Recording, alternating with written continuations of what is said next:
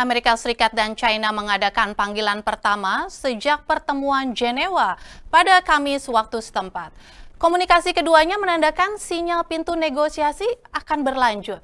Dan dilaporkan keduanya bertukar pandangan tentang berbagai masalah utama tanpa merinci apakah tarif termasuk di antara topik yang dibahas.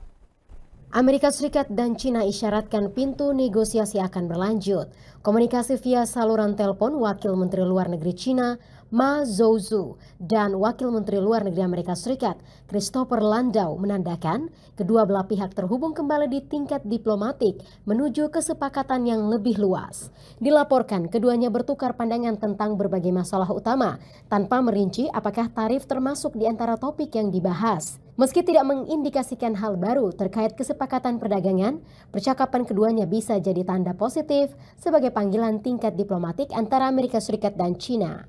Awal pekan ini, Ma Zhou telah bertemu Duta Besar Amerika Serikat yang baru untuk China, Dave Perdue, mengisyaratkan Beijing ingin lebih dekat dengan Amerika Serikat. Terlepas dari deeskalasi baru-baru ini, Beijing dan Washington tampak terus bertukar duri. Perselisihan terbaru terkait penggunaan chip semikonduktor China. Pihak berwenang China mengecam keputusan Amerika Serikat yang memperingatkan perusahaan untuk tidak menggunakan chip kecerdasan buatan China, terutama yang disediakan oleh Huawei Technologies. Kementerian Perdagangan China menyebut langkah itu intimidasi sepihak dan menuding Amerika Serikat telah merusak kesepakatan perdagangan awal. Kuda-kuda baru China usai gencatan perang dagang. Dan untuk membahasnya, kami sudah terhubung dengan Rani Septiarani, peneliti ekonomi Selios. Halo Mbak Rani, apa kabar? Halo Mbak, kabar Iya Mbak baik. Rani, ini kabar terbaru nih ya, Amerika Serikat dan China mengadakan panggilan pertama sejak pertemuan Jenewa. Pada Kamis waktu setempat ini ada komunikasi via saluran telepon antara Wamenlu China dan Wamenlu Amerika Serikat nih. Nah, apakah ini ada kabar baik menjelang berakhirnya jeda sanksi tarif Trump?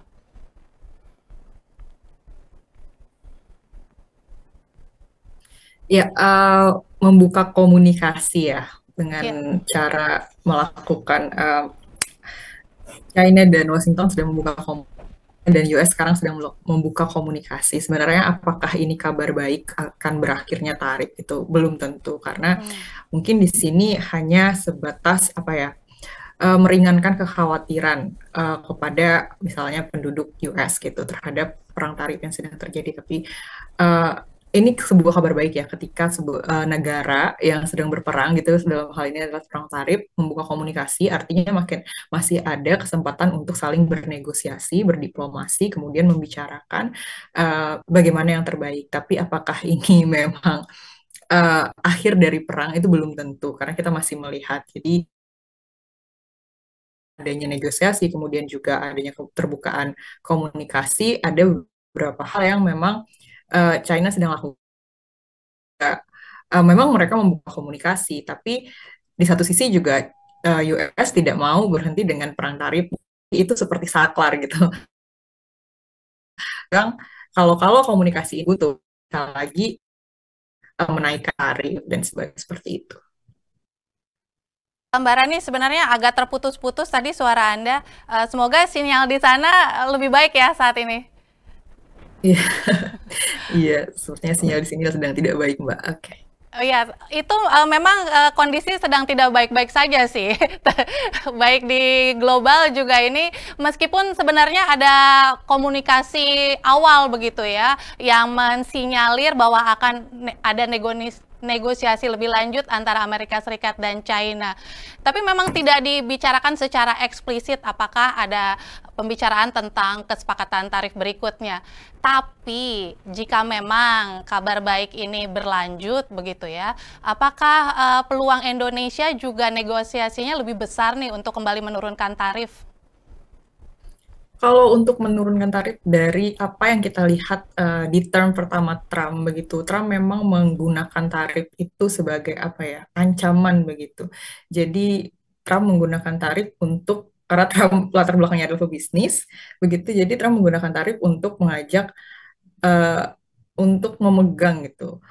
Bagaimana dia bisa bernegosiasi Sebenarnya untuk menurunkan atau tidak itu masih sulit diketahui ya, karena ada beberapa hal gitu, karena Trump dengan kebijakannya adalah selalu menyebutkan national security. Jadi tambah lagi katanya kabar hari ini ada melarang visa untuk mahasiswa asing di Harvard. Nah, untuk dari situ saja kelihatan apakah ini akan diturunkan, itu sebenarnya sulit ya melihatnya seperti itu. Tapi memang adanya komunikasi membuka kemungkinan untuk saling berdiplomasi itu adalah sebuah langkah yang baik begitu. Tapi apakah akan turun ya, kita masih melihat kondisi ya gitu.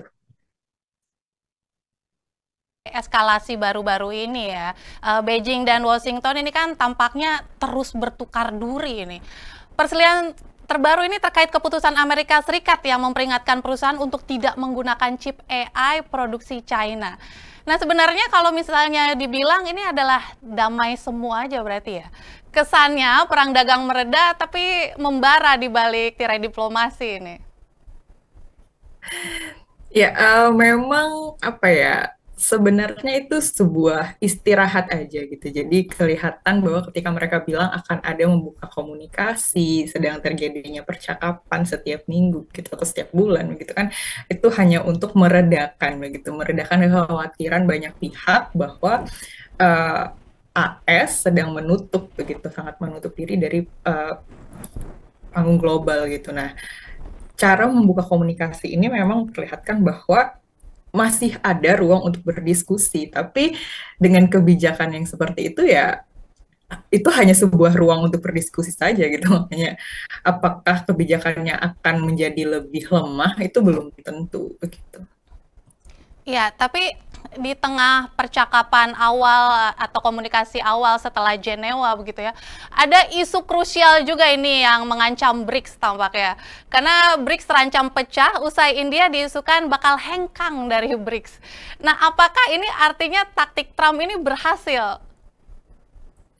Ya, sebenarnya perpecahan BRIC itu isu yang apa ya, sedang panas begitu ya. Jadi apakah memang akan pecah itu karena pertemuan terakhir mereka memang tidak menghasilkan komunika, jadi tidak ada kesepakatan begitu, karena ada beberapa isu yang menjadi sangat krusial sehingga tidak ada dokumen kesepakatan yang disetujui oleh para menteri luar negeri pada saat itu.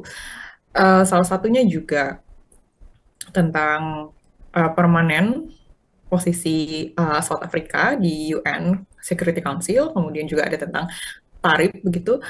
Kalau ditanya apakah hal ini, pertanyaannya adalah apakah hal ini artinya US berhasil begitu memecah BRIC?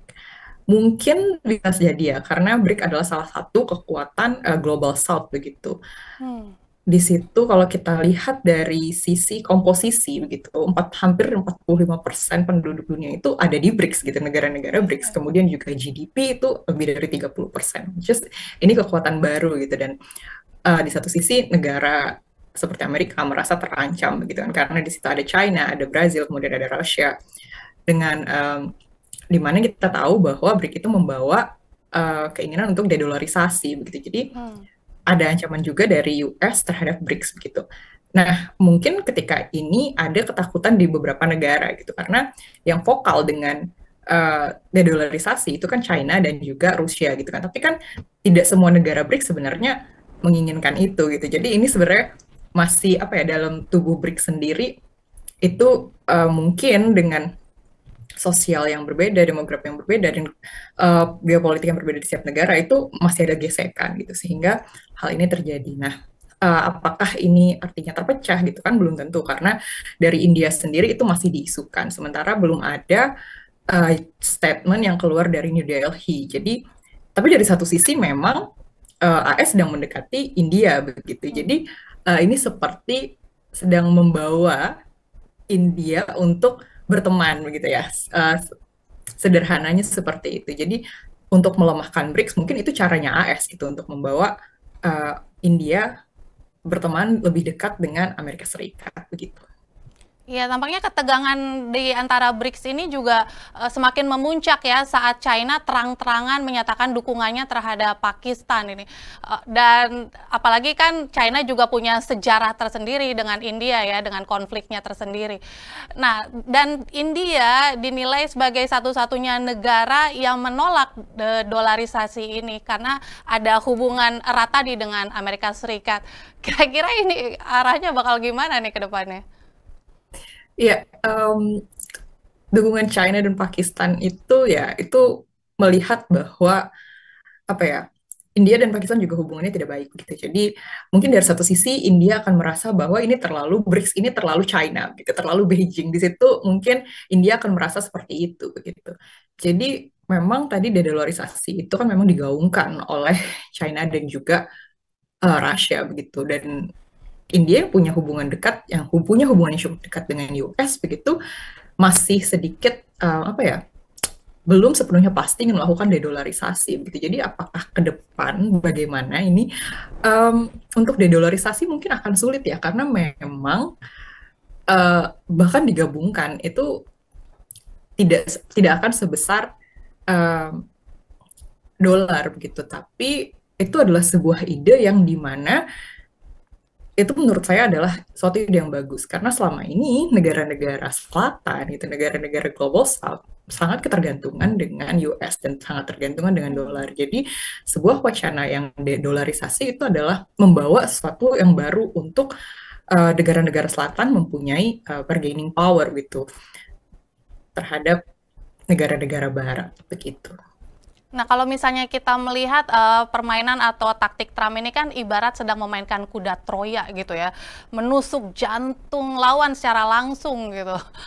Tapi kalau misalnya melihat sekarang juga tampaknya negara-negara dari EU dan juga G7 ini juga lagi menimbang-nimbang nih terkait tarif baru untuk yang akan dikenakan terhadap paket-paket kecil, yang ini tentunya akan memukul industri e-commerce China.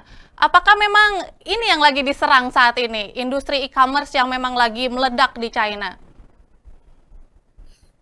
Ya, sepertinya demikian ya, karena dengan produksi China yang sangat murah begitu, dan Shein, kemudian juga ada Temu dan lain-lain, itu kan sangat mengkhawatirkan bagi US ya, karena it's very growing gitu, growing ekonominya sangat besar sekali e-commerce di China gitu. Jadi mungkin itu adalah salah satu cara US gitu untuk berusaha mengurangi gitu ya, mengurangi cengkraman China begitu. Tapi di satu sisi juga itu kan juga akan berdampak tidak hanya bagi penduduk US sendiri begitu, bahkan dari penduduk beberapa negara lain juga akan terdampak gitu. Jadi ini dari awal ketika Trump mulai memainkan tarif dan lain-lain, itu sudah dilihat bahwa yang akan banyak merasakan dampaknya adalah US sendiri begitu. Nanti jika BRICS ternyata akhirnya beneran pecah nih, kira-kira dampaknya bagi Indonesia apa ya? Ini kan Indonesia lagi hangat-hangatnya bergabung dengan BRICS. Ya, BRICS pecah itu sebenarnya sulit diprediksi ya, apakah BRICS akan pecah atau tidak, karena memang BRICS itu ya kalau kita lihat dari satu sisi memang gesekannya sangat kuat ya, karena Russia, China, dan India itu pasti negara-negara yang tergabung dengan BRICS yang awalnya hanya 4, let's say BRICS, Brazil, Russia, India, China, dan South Africa sedikit ya. Sekarang negaranya sudah yang bergabung sudah banyak. Artinya semakin negara itu semakin bertambah, maka gesekannya akan semakin kuat begitu. Nah, apakah jika nanti akan pecah? Harapan saya tidak pecah begitu ya, karena BRICS itu merupakan suara negara-negara berkembang, karena itu yang selalu dibawa ya, suaranya global south, suaranya negara berkembang untuk bukan melawan ya, tapi agar lebih didengarkan di global gitu. Jadi jika memang itu pecah ya, sebenarnya dari Indonesia sendiri kita tidak hanya bergantung dengan BRICS ya, kita juga bergabung dengan G7, G20 dan lain-lain. Artinya kita tidak hanya bergantung pada BRICS saja gitu. Tapi di sini kita membuka apa ya? Membuka kesempatan gitu untuk berdialog dengan negara-negara lain gitu, negara-negara maju juga, tapi juga dengan negara-negara berkembang di selatan gitu. Dan dampaknya ketika Indonesia kalau itu pecah gitu, artinya tidak hanya untuk Indonesia, tapi untuk negara-negara selatan kita jadinya eh, apa ya, semangat untuk menjadi semangat persaudaraan begitu kan, semangat persaudaraan antara negara-negara berkembang itu akan jadi eh, seperti hilang begitu karena tidak ada suara atau tidak ada suatu organisasi yang mungkin akan bisa membawa negara-negara berkembang, negara-negara global south itu punya bargaining power di kancah internasional, kancah global begitu. Ya, solidaritas negara-negara berkembang ini memang cukup mencemaskan Amerika Serikat tampaknya. Tapi kalau misalnya kita lihat-lihat kan Amerika Serikat sendiri bukan lagi sekedar negara maju ya, tapi benar-benar negara adidaya dengan super power di dunia gitu. Nyatanya malah milih perang dengan China yang statusnya negara berkembang begitu, atau dengan BRICS lah. Nah, ini kira-kira kalau misalnya kita lihat pertempuran ini ibarat pro player ini melawan casual player aja tapi udah di ulti gitu. Kira-kira seperti itu apa gimana? Sebenarnya China itu cuma apa ya? Cuma embel-embel mungkin ya negara berkembang. Tapi kalau kita lihat China itu sangat besar begitu dari penduduknya, begitu dari penduduk berarti kan pasarnya besar, kemudian juga ekonominya itu sudah 17,79 US dollar gitu, triliun US dollar, yang mana hanya beda sekitar 10 triliun US dollar. Banyak, tapi tetap saja itu termasuk besar ya bagi Amerika Serikat begitu. Kemudian juga kita lihat dari military spending-nya itu nomor 2 di bawah Amerika Serikat. Kemudian juga cadangan di devisanya juga besar. Negara berkembang itu hanya sematan gitu. Tapi kalau kita lihat deep down dalam di China itu dia negara berkembang yang hampir menyaingi gitu. secara negara ya itu sudah sangat besar begitu, bukan lagi negara berkembang. Jadi kalau dibilang apakah ini pro player dengan casual player, tidak juga, karena kenapa US itu sangat khawatir dengan China karena mereka tahu bahwa this is new power, ini kekuatan yang baru gitu, dan ini sangat mengancam gitu, mengancam kekuasaannya Amerika Serikat. Dan di sini kemudian China membentuk bergabung dengan BRICS gitu kan, dimana di situ juga ada Rusia, ada India yang mana kekuatan militernya juga besar. Jadi tentu saja hal ini sangat mengkhawatirkan bagi Amerika Serikat begitu. Jadi ini bukan hanya tentang casual player dan pro player yang saling berantem gitu, berkelahi, enggak. Tapi sebenarnya memang Amerika tahu bahwa ini tuh sebenarnya sudah besar dan itu mengkhawatirkan gitu. Iya, tampaknya Trump punya taktik sendiri, tapi China juga punya kuda-kudanya ini. Dengan gencatan dagang yang sukses, ini kan China tampaknya pasang kuda-kuda baru ya melalui pemberian stimulus yang besar-besaran. Apakah ini menunjukkan kesiapan China di tengah badai ini, Mar? Ya, saya yakin China ketika Trump mengumumkan tarif dan mereka balaskan tarifnya waktu itu. Artinya ya mereka tidak takut gitu, sebagai negara yang berdaulat. Mereka tahu bahwa mereka bisa, meskipun diancam dengan tarif, mereka bisa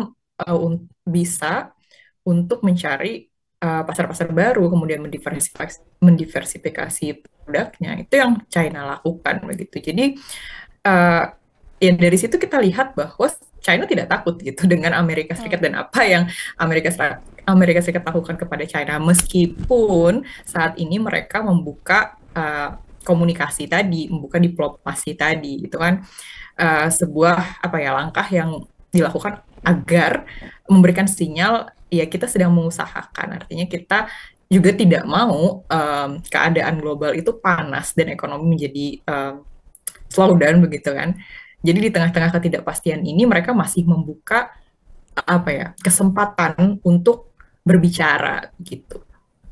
Mbak Dani, kalau misalnya kita lihat-lihat kan ini sebenarnya dari efek perang tarif ini, China sebenarnya cukup diuntungkan ya. Mata dunia ini justru sekarang lagi menuju China. Karena kan beberapa bulan belakangan dengan adanya perang tarif ini kita justru disuguhkan dengan beragam kecanggihan dan juga modernisasi dari China. Inisiasi pembangunan seperti Belt and Road Made in China, bahkan sampai proyek antariksa. Ini kira-kira sebenarnya China justru menikmati perang dagang ini atau gimana nih ya? Karena kayaknya tampaknya sengaja untuk ajang promosi nih.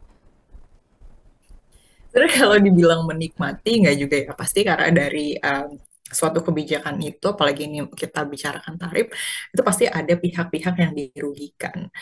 Ada biaya-biaya besar juga di lawannya. Misalnya tadi tarif pasti perdagangan internasionalnya, ekspornya pasti anjlok gitu kan. Kemudian juga uh, bisa juga ada relokasi pabrik dan lain-lain. Kemudian juga tekanan tekanan deflasi misalnya atau inflasi di dalam negeri gitu itu pasti terjadi ya baik itu di Cina maupun di uh, Amerika gitu. Cuman kalau dikatakan apakah ini menguntungkan, sebenarnya kalau dikatakan menguntungkan tidak ada yang diuntungkan dari perang ya secara uh, harfiah begitu. Perang tidak akan ada pihak yang diuntungkan dari perang gitu dulu. Kedua belah pihak atau pihak-pihak yang terlibat perang pasti akan mengalami kerugian. Jadi menurut saya apakah Tiongkok akan diuntungkan itu belum tentu gitu. Karena ya siapa yang akan diuntungkan dari sebuah perang begitu kan ya. Kemudian apakah ini sebuah ajang promosi bagi Tiongkok? Menurut saya keberanian Tiongkok ketika mereka dikenakan tarif dan mereka balas tarif itu yang membuat kita beralih melihat China ya. Artinya mereka sebagai negara ketika di ultimatum begitu ya, diberikan tarif, mereka berani melawan. Artinya mereka tahu bahwa kemampuan ekonomi mereka besar dan mereka tidak takut untuk melakukan itu. Tapi juga keinginan kemudian mereka membuka komunikasi, artinya mereka masih memberikan ruang untuk berdialog dengan Amerika Serikat. Jadi itu yang mungkin membuat kita melihat China begitu ya, karena di satu sisi mungkin negara-negara lain ketika diberikan tarif itu kita akan membuka komunikasi dulu gitu, bagaimana ini bisa diturunkan. Tapi yang China lakukan adalah mereka balas gitu kan, setelah dibalas baru ada pembicaraan begitu. Iya, baru terjadilah kesepakatan-kesepakatan itu ya, dan akhirnya terjadilah juga jeda tarif ini. Mbak Rani, ini ada sahabat kabar bursa yang sudah bergabung bersama kita via live chat, ingin langsung bertanya dengan Mbak Rani. Kalau BRICS, ini dari ADP ya pertanyaannya, kalau BRICS benar-benar ambruk, baiknya RI keluar atau tetap di sana? Dan seberapa besar sih peluang BRICS bakal pecah nih? Ya, pertanyaan menarik ya, itu akan sulit diprediksikan apakah BRICS akan pecah atau tidak begitu. Tapi kembali lagi memang ada gesekan gitu ya di dalam BRICS sendiri gitu. India melihat BRICS terlalu China begitu, kemudian mungkin di satu sisi China dan Rusia akan melihat India terlalu dekat dengan AS begitu, tapi saya sendiri akan menyayangkan jika BRICS pecah karena kembali lagi bahwa BRICS itu memang suara gitu ya, kekuatan baru untuk negara-negara berkembang. Jadi ya pasti karena ketika negara-negara berkembang membuat bergabung begitu ya, bergabung dalam suatu forum seperti ini kan pasti mereka punya apa ya, tujuannya kan akan berbeda gitu. Apa yang mereka bawa itu akan berbeda. Makanya sangat rentan terjadi perselisihan atau perbedaan pendapat karena memang dari dalam negeri pun mereka sedang apa ya, sedang berjuang juga begitu. Nah, kemudian mereka di sini kayak serasa senasib sepenanggungan begitu ya, secara sederhananya begitu. Nah, jika pecah, saya tidak tahu apakah akan pecah atau tidak gitu, karena akan sulit dilihat karena kita melihat rates atau retak ini kan karena terakhir itu tidak bisa menemukan joint statement. Tapi kita harus lihat apa yang terjadi di Juli nanti gitu. Apakah joint state, apakah kita harus melihat bagaimana di Juli nanti, apakah itu akan berhasil gitu, pertemuan yang di Juli bulan tahun ini kan ada pertemuan lagi di Juli, kita lihat dulu itu bagaimana gitu. Mungkin dari situ kita akan lihat kelanjutan BRICS bagaimana. Tapi jika memang BRICS pecah, apakah Indonesia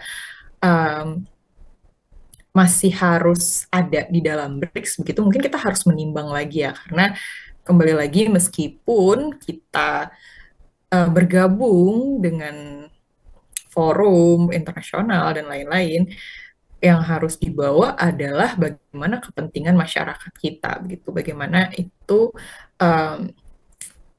kita sebagai negara berdaulat, gitu kan, kita bisa bergabung dengan forum mana saja, tapi kembali lagi bahwa yang dibawa adalah bagaimana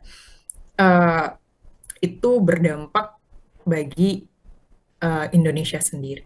Tapi hitung-hitungan Selyus gimana? Lebih baik in atau out? Untuk lebih baik in atau out, sebenarnya in itu bagus ya. Ketika bergabung dengan BRICS itu artinya kita menyelaraskan gitu. Tidak hanya kita dekat dengan Barat gitu ya, tapi kita juga dekat dengan teman-teman kita di Global South gitu. Jadi apakah in dan out, kita harus lihat dulu situasinya nanti gimana ketika BRICS pecah, apa yang terjadi gitu, misalnya seperti itu ya. Jadi sangat-sangat sulit diprediksi begitu. Oke. Mbak Rani, ini ada pertanyaan menarik lagi dari sahabat kabar bursa Lintang TS ini. Menurut Anda, siapa yang lebih kuat pertahanannya dalam perang dagang nih? Hitung-hitungannya Selyus gimana? Siapa yang paling kuat pertahanannya dalam perang dagang? Kalau kita tanya siapa yang terkuat, sulit ya. Siapa yang terkuat, karena semua pihak itu pasti akan terkena imbas dari perang dagang ya. Saya tidak tahu apakah akan ada pemenang dalam perang dagang ini, karena sebenarnya saya tidak tahu apa yang dicari Trump ketika perang dagang ya. Tapi yang jelas satu yang pasti adalah mereka ingin melindungi kepentingan national security dari Amerika Serikat. Tapi menurut saya bukan tentang siapa yang terkuat begitu. Kalau terkuat kan berarti bisa saja dibalas terus-terusan seperti apa yang dilakukan oleh China dan awal begitu. Tapi akhirnya mereka membuka komunikasi juga. Di situ terlihat bahwa meskipun mereka mencoba kuat-kuatan balas-balasan tarif, tapi akhir-akhirnya mereka sadar bahwa apa yang mereka lakukan itu akan sangat menyakiti gitu, akan berdampak pada masyarakat mereka sendiri. Akhirnya di situ mereka membuka pintu komunikasi gitu. Jadi kalau ditanya siapa yang kuat, ya akhirnya tadi yang balas memberikan tarif juga membuka celah untuk komunikasi. Jadi ini bukan lagi tentang siapa yang kuat gitu. Tapi Mbak Rani, kalau misalnya kita melihat ya di tengah lagi panasnya isu India akan hengkang dari BRICS ini, justru China lagi mencari dukungan baru begitu, mencari kekuatan baru, lagi mesra-mesranya dengan Pakistan dan Afghanistan ini kan. Setelah kesuksesan jet tempur China di konflik India-Pakistan, ini lagi solid-solidnya kayaknya nih sama Pakistan dan Afghanistan, bahkan sedang memperkuat kerjasama di bidang keamanan dan perdagangan. Ini kan dua negara yang memang punya sejarah seteru lama ya dengan Amerika Serikat. Apakah dari sini aja udah kelihatan nih tatanan ekonomi baru ini pemetaannya akan ke arah mana? Ya, masih sangat sulit ya untuk melihat bagaimana. Tapi yang kita tahu memang China itu berusaha melepaskan diri gitu ya dari Amerika Serikat. Makanya mungkin salah satu caranya adalah dia mendekati Pakistan begitu, karena tadi AS mendekati India dan kita tahu bahwa hubungan India dan Pakistan itu tidak baik begitu. Jadi ini seperti apa ya? Seperti adu balas-balasan begitu. Jadi AS mendekati India, China mendekati Pakistan. Ya, itu memang apa ya? Permainannya seperti itu ya kalau bisa dilihat. Tapi untuk melihat bagaimana tatanannya dari sini ya, kita tahu bahwa China tidak suka dengan kekuatan Amerika Serikat begitu.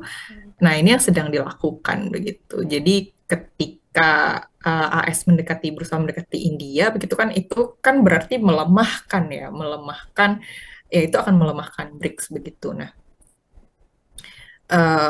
kemudian juga China balas mendekati Pakistan juga, itu ada sesuatu yang dipertanyakan gitu kan, apalagi ini tentang security gitu, karena kita tahu Pakistan juga kekuatan militernya cukup besar. Jadi ya ini malah mengkhawatirkan ya bagi saya. Jadi ya kita sedang melihat gitu sebenarnya apa sih yang akan terjadi selanjutnya begitu. Karena ini memang India, China, Amerika dan juga Pakistan itu memiliki kekuatan militer yang besar. Justru kerjasama trilateral antara China dengan Pakistan dan Afghanistan ini justru sebenarnya mengkhawatirkan ya, Mbak Rani? Iya, kita tidak tahu ya arahnya kemana begitu kan. Kenapa kemudian kalau dibilang jadi mesra gitu kan dengan Pakistan dan Afghanistan, kita nggak tahu arahnya kemana. Apakah ini hanya sekedar menunjukkan pasang badannya China kepada India bahwa meskipun India pergi pun China tetap baik-baik aja gitu? Nah, itu bisa jadi ya seperti itu karena bisa jadi seperti itu karena India tadi didekati oleh AS dan isu hengkang gitu. Kemudian makanya China mungkin mencari mencari teman begitu, mencari teman baru kalau kita bisa bilang ya seperti itu dengan Pakistan. Jadi itu bisa terjadi seperti itu. Oke. Mbak Rani, ini ada dari sahabat kabar bursa dari Angke Mulyono ini pengen nanya, cukup mengkhawatirkan memang ya perang dagang ini. Kan perang dunia kedua diawali dengan perang dagang. Menurut Selyos, apakah mungkin perang dagang 2025 ini juga pintu masuk perang dunia 3? Ya ini kayaknya melengkapi tadi ini ya, terkait bagaimana akhirnya China memilih mesra dengan Pakistan dan Afghanistan yang sama-sama memiliki kekuatan militer. Apakah nantinya akan ke sana ini? Ya, itu yang sangat dikhawatirkan ya. Itu sangat dikhawatirkan karena memang perang dunia itu bisa terjadi karena ekonomi begitu kan, karena adanya tarif gitu. Sehingga kemudian melancar pada perang dunia dan ya memang itu yang sedang ditakutkan begitu. Jadi ketika kemudian ini mereka sedang bisa dibilang mengkonsolidasi gitu ya. Saya tidak tahu apakah itu kata yang tepat begitu karena itu yang sedang dilakukan China begitu dengan Pakistan begitu kan, kerjasama di bidang militer. Mungkin itu yang mereka itu yang sedang mereka lihat gitu. Mungkin itu yang sedang mereka baca bahwa mungkin saja gitu perang dagang akan lead to perang dunia gitu. Makanya di sini China berteman gitu kan, mendekatkan diri pada Pakistan yang juga punya kekuatan militer yang cukup besar begitu. Kalau misalnya ini memang arahnya bakal ke sana begitu ya, seberapa kuat sih ketahanan Indonesia nih kalau misalnya menurut perhitungan Selyos sendiri, seberapa kuat ini Indonesia harus menghadapi tekanan ini? Kira-kira kita siap nggak untuk minimal menghadapi arah sana gitu? Ya, siap atau tidak ya, menurut saya kita belum siap menghadapi hal ini gitu, karena dari dalam negeri sendiri pun kita